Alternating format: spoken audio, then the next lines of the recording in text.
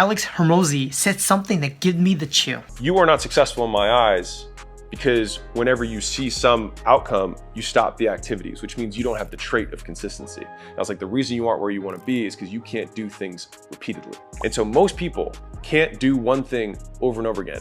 You need to be able to do the doing without seeing the result of your doing. And you have to keep doing it.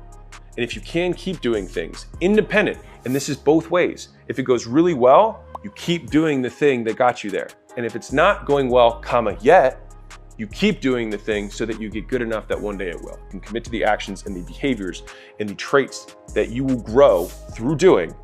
Then at the end of this process, a decade later, you will be the type of person who can do something for a long period of time. It reminds me of Warren Buffett's quote when he says the chain of habit is too light to be felt until it's too heavy to be broken.